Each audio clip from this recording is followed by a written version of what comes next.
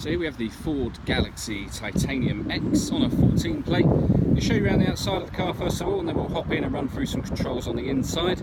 As you'll see from the outside though, it's got alloy wheels and tinted windows. Let's start off inside the boot and then work our way around the rest of the car from there. So as we approach the back of the car, you'll see we've got reversing sensors. This car's also got reversing camera. Currently all 7 seats are in place, so this is the amount of boot space you'd have in that scenario.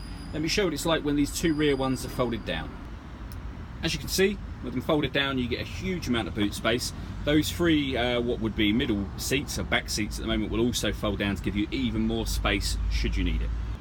So we're just going to work our way back round to the front of the car now, and then I'll hop in and run through some controls. But now that we've done a full circle, you can see it's in great condition the whole way round.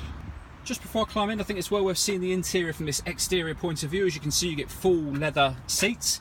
There's plenty to run through on the dashboard, but before I do that, I just wanted to highlight the roof on this car. So you've got this central column that runs all the way through, which has got lots of storage bins in it, but also offers you this fantastic kind of panoramic roof on both sides all the way through, which looks really, really good. Let's hop in and we'll run through some controls. Okay, so we're going to start with the dials. On the left hand side we've got the rev counter, and on the right hand side the speedometer. We have the trip computer in the middle, which also shows the total miles on this car, which are 16,120. If we back out to the steering wheel, we've got stereo controls on the left hand side. The buttons on the right hand side will take us through the various menus on the trip computer, of which there are quite a few, as you can see. And then we've got cruise control underneath the steering wheel there, as well as speed limiter. Over in the center here, we've got satellite navigation, as you can see, and the buttons, although the sun's shining down the side, will highlight the different options that we've got. So we've got satellite navigation, radio. So if we press the radio button, it will show us the different frequencies available. So we've got FM, DAB, medium wave, long wave. In terms of other media, we've got a CD player at the top of that section there. We can also stream music wirelessly via Bluetooth audio, and we have an auxiliary and USB input as well.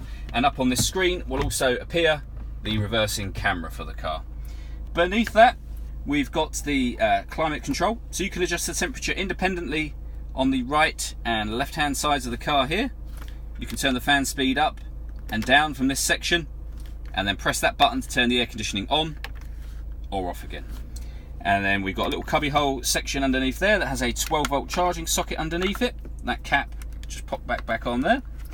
And then 6-speed manual gearbox. We then have driver and passenger heated seats with more settings than I think I've seen on any other car actually. So you've got 5 different heat settings per side of the car. And then in the central armrest, we've got a 12-volt charging socket, so a second one, the auxiliary and USB input that I mentioned a moment ago. All that leaves me to say is thank you for taking the time to watch this video. If you'd like to come and see the car in person and have a test drive, feel free to call any of our MJA sites. We'd love to hear from you soon.